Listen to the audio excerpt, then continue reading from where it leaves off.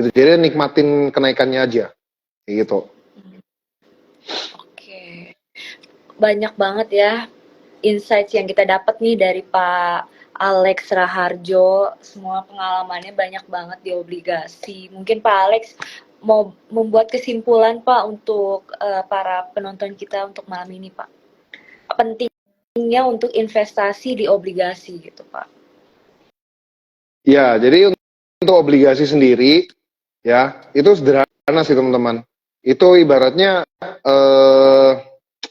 kita itu kayak ya udah kayak apa hedging ya, kita bilang kayak menahan asetnya kita supaya nggak ikut tergerus turun gitu, karena kita dapat kupon setiap tahun. Tapi untuk jadwal pembayaran kuponnya beda-beda ya. Kalau untuk primer itu setiap bulan, kalau yang FR itu setiap 6 bulan gitu, jadi beda-beda. Yang jelas kita dapat cash flow kan di situ kan. Nah, terus kalau untuk pembagian investasi sendiri ya, kalau saya itu mungkin gambarannya itu kayak teman-teman main bola aja. Jadi ketika main bola itu pasti ada yang untuk bertahan. Nah, itu dana daruratnya teman-teman. Terus ada juga yang di pemain tengahnya, yang ibaratnya kita bisa menyerang dan juga bisa bertahan. Nah, enaknya obligasi, kita kan dapat kuponnya tuh, cash, ditransfer ke rekening kita. Itu kita bisa pakai untuk investasi lagi, bisa reinvest. Misalnya reinvestnya apa? Ya ibaratnya kalau kayak main bola itu ya ke strikernya gitu, untuk cetak gol, yaitu ke sahamnya. Katakanlah nih, oh saham turun nih, ya kan, sahamnya turun, ada bermasalah, whatever itu, pokoknya sahamnya turun, atau salah investasi saham, salah trading gitu kan. Tapi kan modalnya kita nggak hilang. Modalnya kita ada di obligasi gitu loh. Dan itu akan memberikan kita bunga terus. Nah, itu kalau mau ibaratnya strategi yang ideal lah seperti itu. Gitu. Atau kalau kayak misalnya teman-teman mau agresif, lebih agresif, ya udah berarti ada yang di obligasi, ada juga di saham. Let's say kalau sahamnya itu sampai habis total tuh kita masih tetap ada punya obligasi. Atau mungkin kayak misalnya buat teman-teman yang sudah mendekati usia pensiun, let's say kayak gitu ya. Kayak misalnya udah agak senior gitu. Terus mau mengamankan dana pensiunnya atau sedang memasang strategi untuk pensiun. Dimana kalau pensiun itu kan definisinya kita nggak dapat penghasilan lagi dari sisi penghasilan aktif, bener kan? Karena kita udah nggak aktif bekerja kalau pensiun. Nah, so apa yang kita harapin ya asetnya kita. Nah, obligasi itu anggap aja kita kayak menyuruh si produk keuangan itu untuk bekerja buat kita. So kita dapat passive income dari kuponnya. Gitu. Loh, tapi kan kuponnya kecil ya, karena kan modalnya kecil. Ya kalau mau kupon besar ya modalnya harus besar. Nah, so gambaran kuponnya tadi saya bilang kan sekitar 7% ya kan. 8% saya belum pernah ketemu lah YTM 8%. Mungkin waktu Covid kemarin ya. Waktu Covid turun banget gitu kan. Itu mungkin YTM-nya bisa 8% waktu itu. Obligasi. Nah, cuma setahu saya tuh rata-rata udah 7% itu udah oke banget. Kalau teman-teman taruh 100 juta misalnya, dapat 7%, itu kan 7 juta per tahun. Gitu. Tapi kalau masukin 1 miliar dapat 70 juta per tahun. Udah bisa buat kehidupan sehari-hari. Gitu. Nah, Apalagi itu bisa menjadi goal. Iya, apalagi kalau belinya di investasiku, Pak. Soalnya kita di sini tuh ada MPC points juga sih, Pak. Nah, Jadi bakal yang kayak gitu-gitu. mendapatkan keuntungan lebih lagi sih kalau di investasiku ya kan. Iya. Gitu. Jadi ya obligasi itu menurut saya buat mengamankan asetnya kita.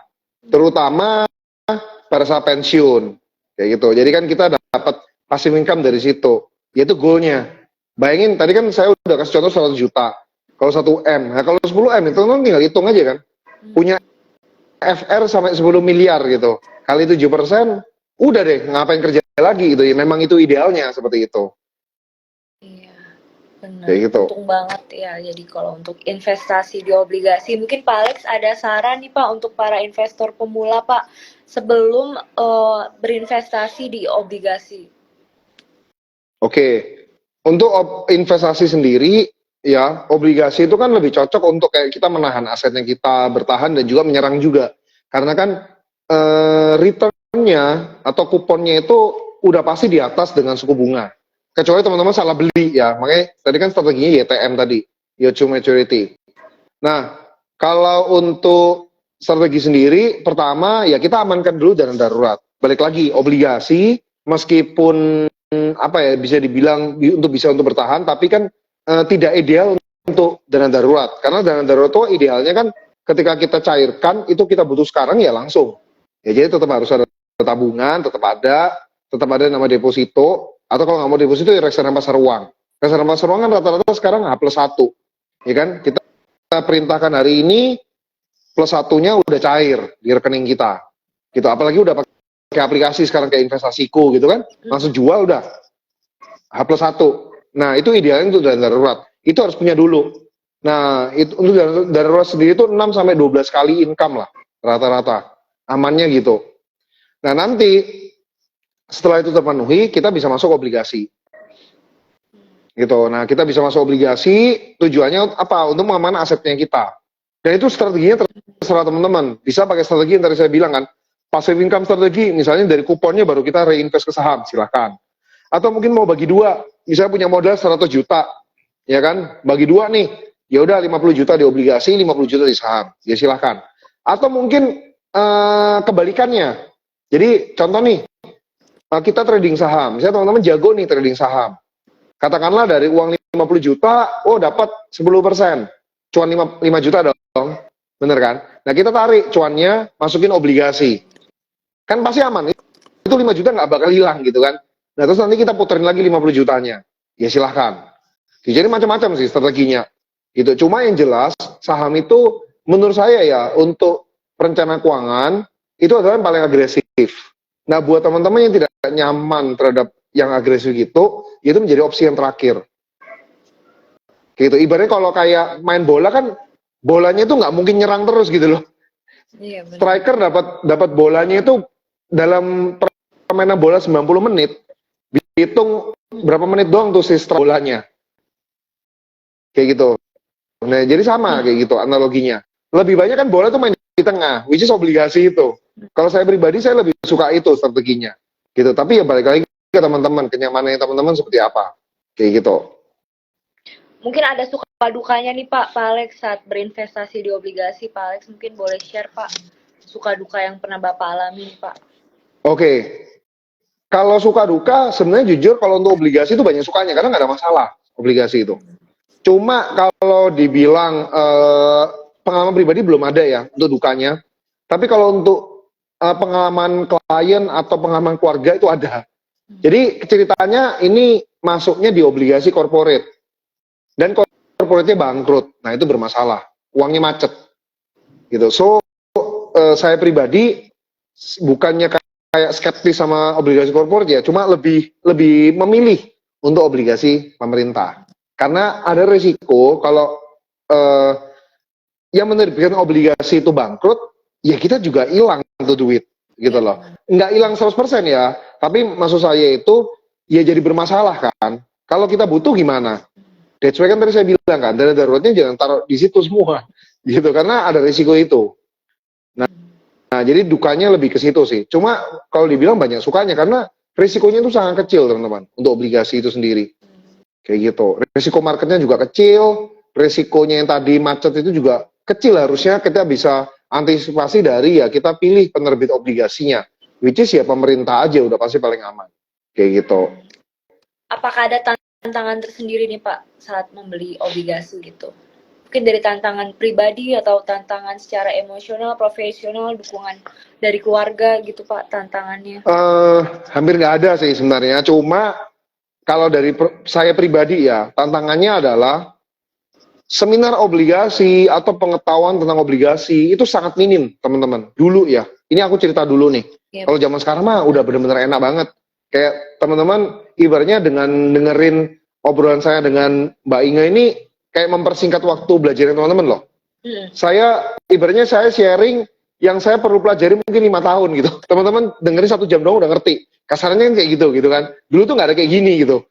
Yang kayak kita bahas obligasi, seminar tentang obligasi, pengetahuan tentang obligasi itu hampir nggak ada.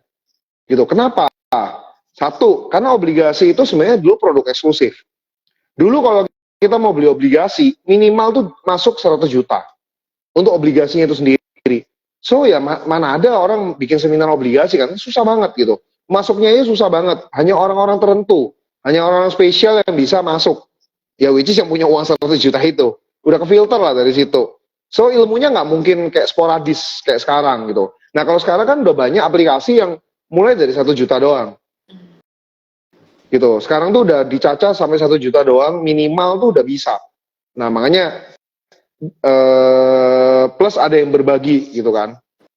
Nah investasiku ya bersyukur investasiku juga ngajak saya untuk berbagi ke teman-teman gitu kan, sehingga itu mempersingkat waktu belajar teman-teman. Teman-teman sekarang kan cari-cari di Google juga banyak tuh artikel-artikel tentang obligasi. Kalau dulu sangat sangat minim gitu. Pemerintah pun dulu tidak sangat menggembor-gemborkan. Saya FR pun juga baru belajar kayak 3-5 tahun ke belakang kayak gitu, dan masih belajar sampai hari ini kayak yang paling efisien yang mana. Cuma ya udahlah, kayak ibaratnya karena kan kita dapatnya kupon itu udah pasti, ya udah gitu, mau yang paling efektif yang mana, ibaratnya kayak memilih saham kan, saham mana yang udah pasti, ibaratnya kayak kita meramal masa depan banget, ujung-ujungnya kita udah hitung setengah mati, ada saham yang lebih lebih bagus lagi. Ya sama sih seperti itu, cuma ya balik lagi untuk apa ya ibaratnya memperkecil resikonya kita, ya pakai ilmu-ilmu yang tadi saya udah sharing dari awal gitu. Nah Pak, ini ada beberapa pertanyaan nih Pak dari viewer kita Pak. Dari Buliana Lim nih Pak, mungkin Pak Alex mau jawab Pak. Jadi kemarin nih Buliana ini dia masuk obligasi yang diterbitkan oleh Aset Manajemen. Apakah masih aman Pak nih pertanyaannya Pak? Nah, itu obligasinya apa namanya, yang punya siapa, itu satu. Apakah itu masuk dalam bentuk, biasanya kalau dalam aset manajemen ya MI itu mereka bungkus lagi lewat namanya reksadana terproteksi.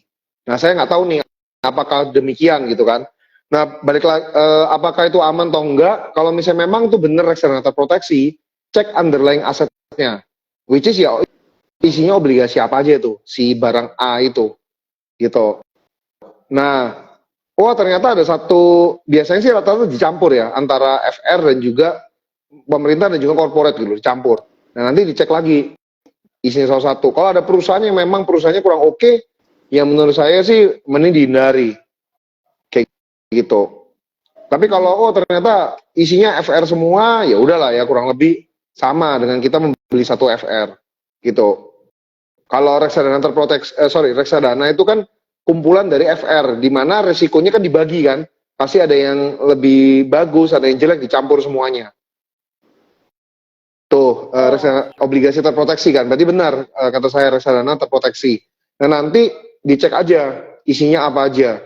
Kalau kebanyakan corporate, ya memang ada resiko yang tadi saya bilang kan, gitu. Nanti dipelajari lagi corporate-nya gimana.